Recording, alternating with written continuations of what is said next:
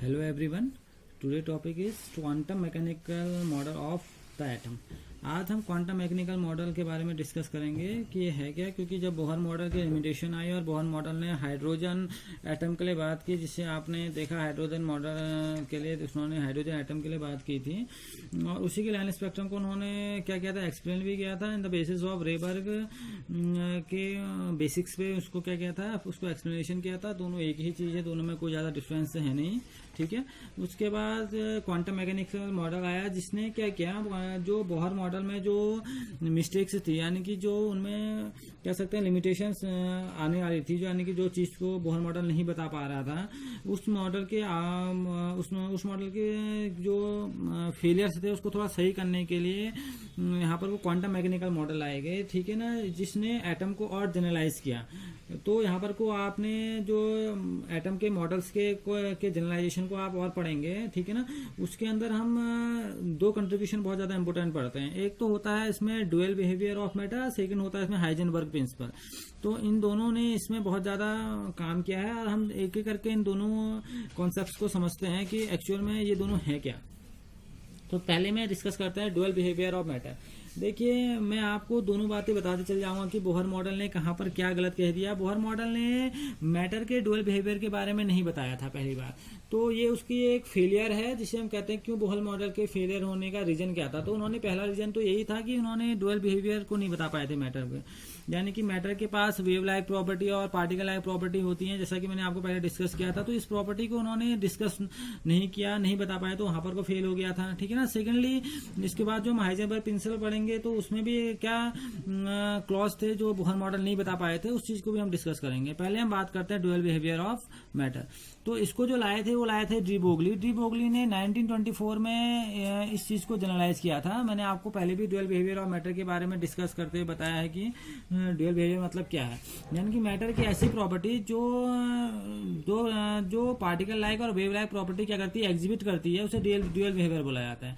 जैसे कि हमारे पास मैटर है, ठीक है ना। मैटर से मैं अगर आपको थोड़ा सिंपल में आपको समझाऊं कि जैसे हम फोटोन की बात करें, अगर मैं फोटोन की बात कर रहा हूं और मैं इलेक्ट्रॉन की बात कर रहा हूं, बात समझना मैं दोनों में क्या कह रहा हूं। जैसे फोटोन के पास है, जो फोटोन के पास मोमेंटम के साथ वेवलेंथ भी है, और वैसा ही इलेक्ट्रॉन भी क्या करेगा, इलेक्ट्रॉन के पास मोमेंटम के साथ वेवलेंथ भी होगी। ऐसा कहना था डी ब्रोगली का।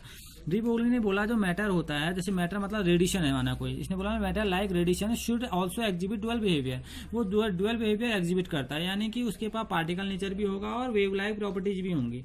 तो उसके लिए उन्होंने क्या किया था, ये रिलेशन दिया था, ठीक है ना। उन्होंने वेवलेंथ को लेके, मास को लेकर, वेलोसिटी को लेके एक आप बोल सकते हैं रिलेशन उन्होंने क्या किया था, जनरलाइज किया था, जिसे हम बोलते हैं lambda equal to H upon M v. ये एम वी जो होता है हमारा मोमेंटम होता है, तो इसे हम इसे पी से भी डिनोट कर देते हैं, ठीक है ना। तो क्या हो गया, एच अपॉन पी।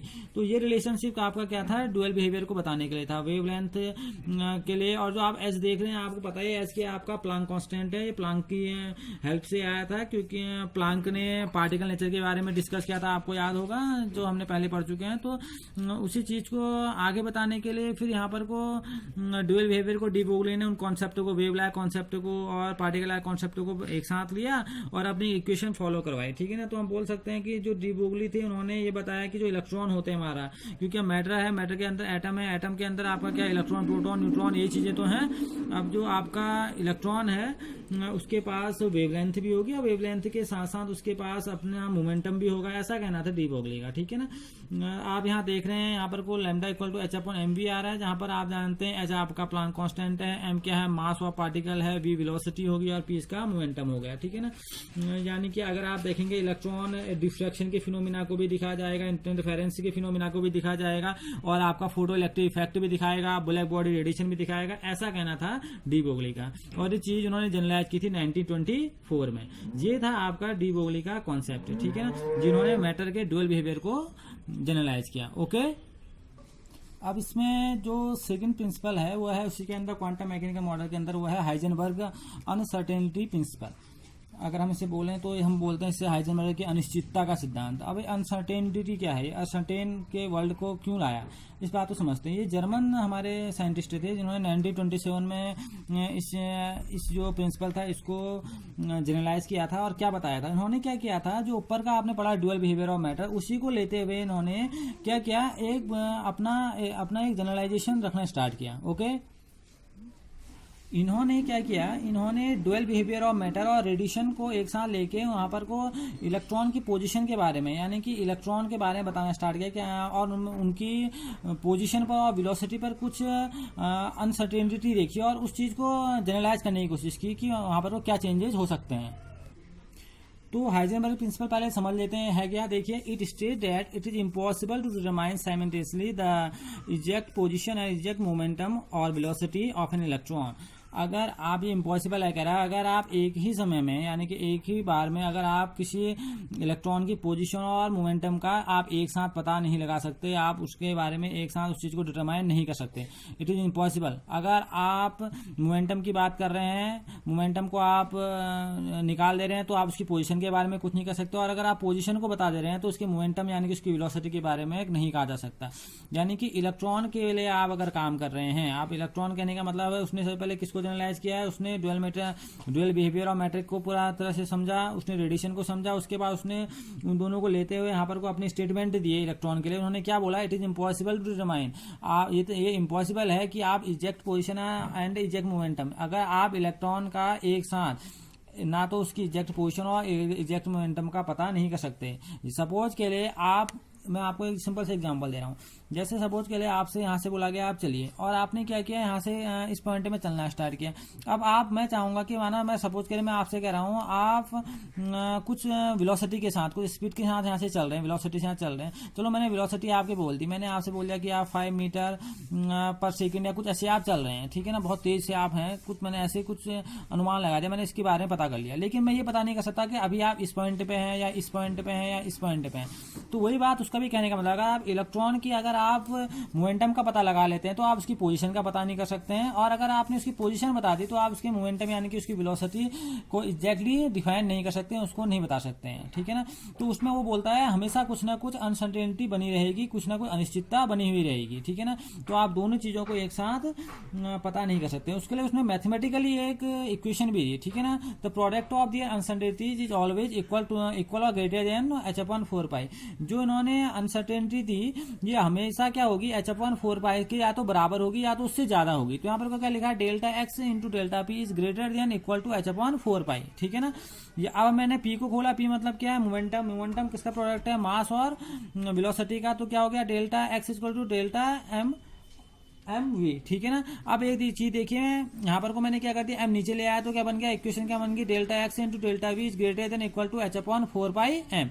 देखिए एम में हमने डेल्टा ही लगाया क्योंकि मास हमेशा क्या रहता है, कांस्टेंट रहता है ना, कंजर्वेशन ऑफ मास आपने पढ़ा है। तो इसकी ये तो इसमें तो कोई अनसर्टेनिटी नहीं आएगी क्योंकि मास तो चेंज होने वाला है नहीं। लेकिन अनसर्टेनिटी किस में आ सकती है, पोजीशन पे आ सकती है, उसकी वेलोसिटी पे आ सकती है, वेलोसिटी मतलब उसकी मूवमेंट पे आ सकती है। तो डेल्टा एक्स क्या है, अनसर्टेनिटी इन पोजीशन, ये पोजीशन पर अनिश्चितता है, और डेल्टा पी क्या है, उसके मोमेंटम पर अनसर्टेनिटी है, ठीक है ना। ये उसके मोमेंटम यानी कि उसकी वेलोसिटी पर जो आप दिखाएंगे अनसर्टेनिटी, उस चीज की बात की है। और उसकी जो वैल्यू रहती है h/4π से हमेशा क्या रहेगी, ज्यादा रहेगी या उसके बराबर रहेगी, ठीक है ना। ये बताया था किसने, हाइजेनबर्ग ने, ठीक है। तो उसका कहना भी अपनी जगह बिल्कुल सही था। अगर वो बोलता है अगर आप इनमें से किसी एक की वैल्यू बिल्कुल कम कर दें, इस बात को समझिए, जहां माना आपने डेल्टा एक्स की वैल्यू बहुत मिनिमम कर दी, बहुत मिनिमम वैल्यू कर दी, तो डेल्टा वी की वैल्यू बहुत लार्ज आएगी। बात समझने की है। अगर आप क्या करते हैं, सपोज के लिए मैंने कहा if the position of the electron is known, अगर मुझे पोजीशन का पता चल गया, ठीक है ना, with the high degree of accuracy, उसका मतलब है डेल्टा एक्स की वैल्यू बहुत छोटी है, ठीक है ना। Then the velocity of electron will be uncertain, जो वेलोसिटी हो जाएगी अनसर्टेन हो जाएगी। सपोज के लिए मैंने कहा डेल्टा एक्स वेरी स्मॉल, ये बहुत कम है, मिनिमम हो गया। इसका मतलब है इसकी आपने पोजीशन के बारे में पता कर दिया, एग्जैक्टली पोजीशन क्या है, लेकिन वहां पर को जो आपकी डेल्टा वी की वैल्यू बड़ी बहुत बड़ी होती चली जाएगी, उसकी वैल्यू बहुत हाई होती चली जाएगी, जिसकी वजह से इसकी वैल्यू में क्या आएगी, अनसर्टेनिटी आ जाएगी। यानी कि डेल्टा वी की वैल्यू क्या होगी, अनसर्टेन हो जाएगी। बात समझ में आया ना। और अगर आपने डेल्टा वी की वैल्यू मिनिमम कर दी, उसको आपने एग्जैक्टली डिफाइन कर दिया, तो डेल्टा एक्स की पोजीशन क्या हो जाएगी, अनसर्टेन हो जाएगी। तो इस वजह से हम क्या बोल सकते हैं कि अगर वेलोसिटी क्या है, अगर आप वेलोसिटी क्या करते हैं बिल्कुल प्रिसाइजली आप निकाल दे रहे हैं, इसका मतलब है आप पोजीशन के बारे में, पोजीशन की वैल्यू बहुत लार्ज हो जाएगी, डेल्टा एक्स की वैल्यू बहुत लार्ज हो जाएगी, जिसकी वजह से आप उस चीज को डिफाइन नहीं कर सकते हैं। ठीक है, तो हमने ये समझा कि हाइजेनबर्ग का मतलब क्या है। अगर आप किसी एक चीज को डिफाइन करेंगे, एक चीज को आप प्रिसाइजली निकालने की कोशिश करेंगे, प्रिसाइजली यानी कि एक्यूरेट करने की कोशिश करेंगे, तो दूसरी चीज क्या हो जाएगी, अनसर्टेन हो जाएगी।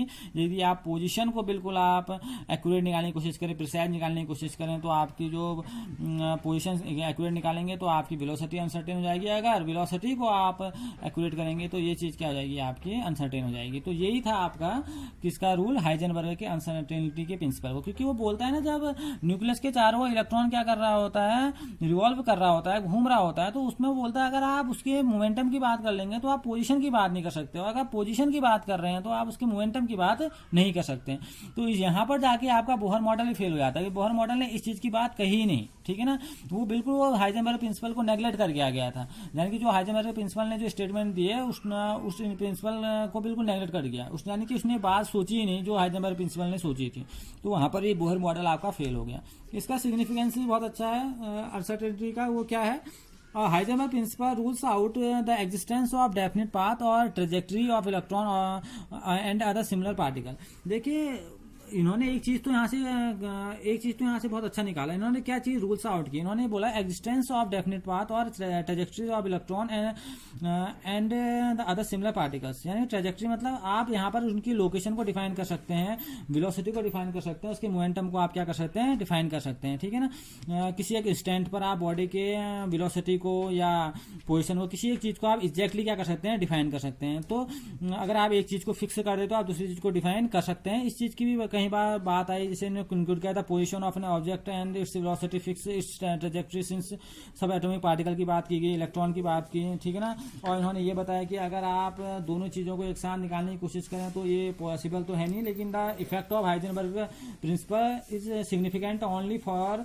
Motion of the microscopic object and negligible for the macroscopic. यानी कि माइक्रोस्कोपिक पार्टिकल के लिए तो सिग्निफिकेंट था, लेकिन ये जो मैक्रो यानी कि आपका जो बड़े पार्टिकल्स होते हैं उनके लिए इनको नेग्लिजिबल कर दिया गया था, क्योंकि यहाँ पर फिर से एक मास की एक वैल्यू आ जाएगी, तो उस वजह से यहाँ पर को नेग्लिजिबल किया गया था। तो हम कह सकते हैं the effect of Heisenberg principle is significant only for the motion of microscopic object like electron and is negligible for the macroscopic object. तो वहां पर को इसका बहुत ज्यादा सिग्निफिकेंस भी है और इस चीज को इसने क्या किया था, बताया भी था। ठीक है ना, तो आप ये कह सकते हैं कि इसकी पोजीशन और वेलोसिटी के बारे में बता सकते हैं, माइक्रोस्कोपिक पार्टिकल के बारे में, यानी कि इस ट्रैजेक्टरी को दिखा सकते हैं। ठीक है ना, और बहुत बार इन्होंने इस ट्रैजेक्टरी को दिखाने की बात की। तो मैंने वही बात आपसे की, अगर आप ये कंक्लूड करें कि अगर आपको सपोज करें पोजीशन की बात करनी है, तो मैंने बोला ना, if the position of object and velocity fix करेंगे तो उसकी ट्रैजेक्टरी निकलने लग जाती है। काफी कुछ चीजें यहाँ पर को रखी गई थी। ठीक है ना, ये था आपका हाइजेनबर्ग प्रिंसिपल। आज हमने पढ़े क्वांटम मैकेनिकल मॉडल, जिसके हमने अंदर पढ़ा ड्यूअल बिहेवियर ऑफ मैटर और Heisenberg uncertainty principle. Okay, thank you.